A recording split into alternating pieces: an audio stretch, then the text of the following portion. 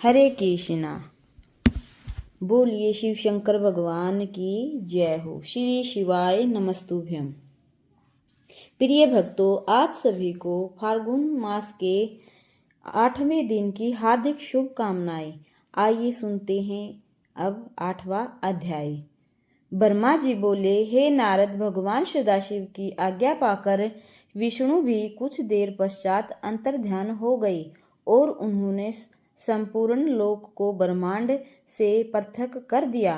अस्तु, उन्हीं सदाशिव की कृपा से शक्ति को प्राप्त कर मैंने ब्रह्मांड अर्थात सर्वोत्तम सृष्टि को उत्पन्न किया।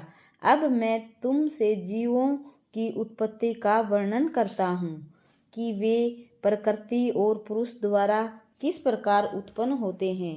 जब भगवान सदाशिव तथा उनकी परम शक्ति प्रकृति ने इच्छा की तो उनकी इच्छा द्वारा सर्वप्रथम बुद्धि की उत्पत्ति हुई।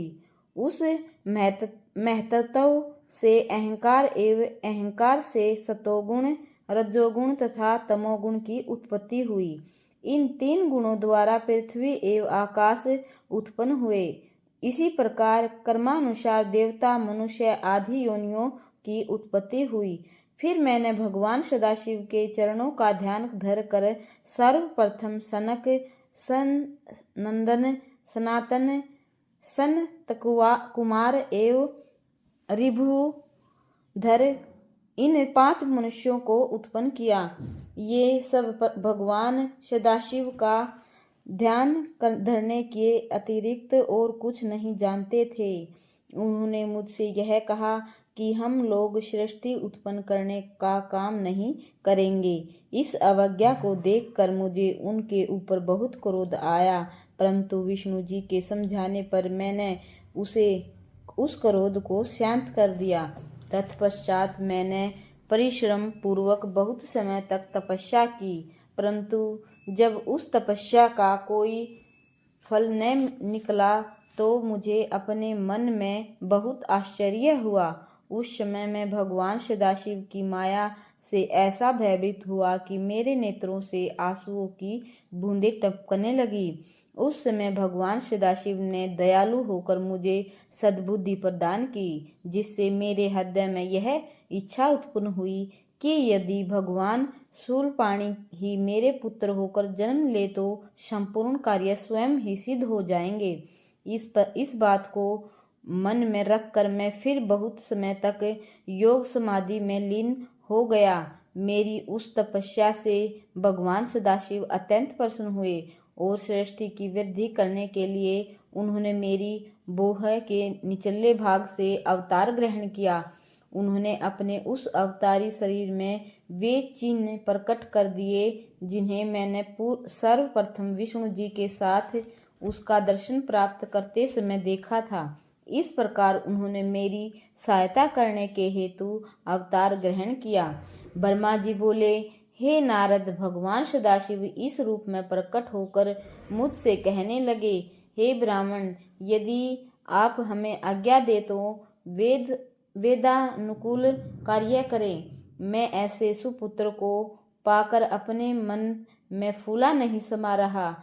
अस्तु, मैंने उनसे कहा, जब तुम जैसे मेरे पुत्र उत्पन्न हुए हैं तो मेरे संपूर्ण मनोरथ निश्चय ही पूर्ण हो जाएंगे।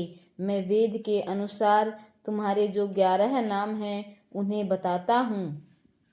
मन्युमन, मह, नीर्ष, महान, शिव, कर्तु, ध्वज, उग्रता, भव, काल, वामदेव तथा धर्तवर्त।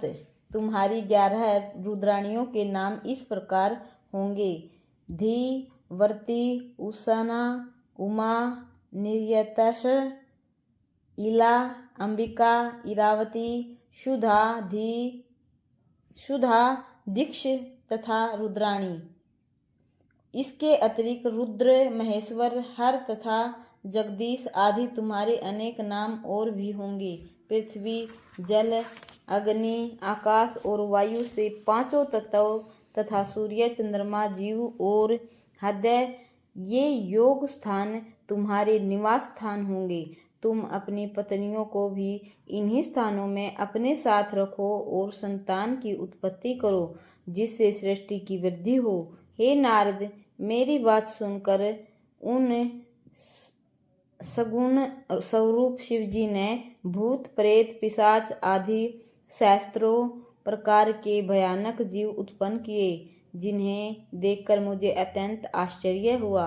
तब मैंने भयभीत होकर उनसे कहा, तुम इस संतान को इसी समय नष्ट कर दो तथा श्रेष्ठ पुत्र उत्पन्न करो। यह सुनकर उन्होंने उत्तर दिया, हे ब्राह्मण, जिस जीवों को बार बार जन्म लेना और मरना पड़े उन्हें हम उत्पन्न नहीं करेंगे, उन्हें तो आप ही उत्पन्न कीजिए, आप हमें भूलिएगा नहीं। यह कहकर शिवजी ने अपनी माया को मेरे ऊपर से हटा लिया। उस समय मैंने चैतन्य होकर अपना मस्तक दंडवत करने के हेतु उनके चरणों में झुका दिया। यह देखकर शिवजी ने मुझे ऊपर उठाते हुए मेरे मस्तक पर अपना हाथ फेरा। उस समय सनकादिक भी आकर शिवजी के चरणों में गिर पड़े और उन्हें दंडवत करते हुए स्तुति करने लगे। भगवान सदाशिव ने सब पर दयालु होकर उन्हें उत्तम बुद्धि प्रदान की। तदुपरांत वे मेरे ललाट के मार्ग से गुप्त होकर अपने लोक को चले गए। हे नारद, हम तीनों देवताओं में किसी प्रकार का कोई अंतर नहीं है। अब मैं तुम से सृष्टि का वर्णन करता हूँ। ब्रह्मा जी बोले, हे नारद, भगवान सदाशिव की आज्ञा पाकर मैंने सर्वप्रथम पृथ्वी, आकाश आदि पंच तत्व, पर्वत, मूल एवं कला आदि को उत्पन्न किया।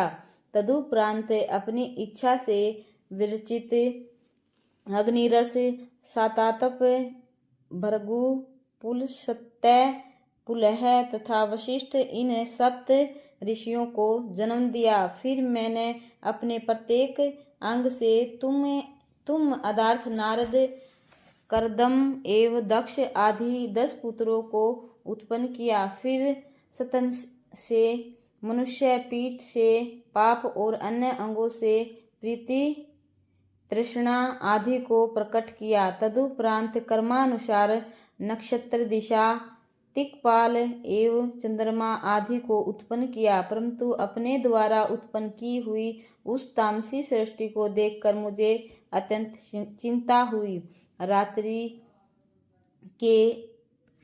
रात्रि के कारण अब मुझे भूख लगी और मैं राक्षस यक्षादि को खाने के लिए दौड़ा। उस समय मैंने अपने शरीर को भयंकर बनाकर काल को उत्पन्न किया। हे नारद, इसके उपरांत मैंने उस शरीर को त्याग कर स्त्री का स्वरूप धारण किया। उस समय मेरे उस रूप को देखकर सब ऋषि मुनि आसक्त होकर मुझे पकड़ने के लिए दौड़े। तब मैंने उस शरीर को बदलकर एक दूसरा शरीर ग्रहण कर लिया और अपने घुटनों द्वारा असुरों की उत्पत्ति की।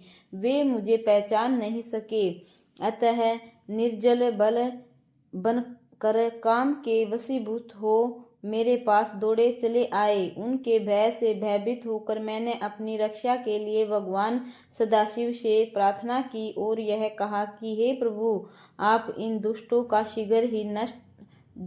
शीघ्र ही नष्ट कर डालें। मेरी प्रार्थना सुनकर भगवान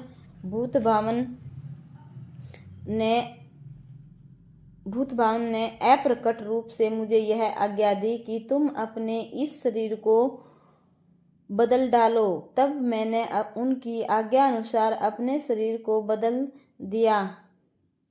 बदला। जिस समय मैंने शरीर को बदला वह समय सायकाल कहलाया। उसमें संपूर्ण असुर अचेत होकर गिर पड़े।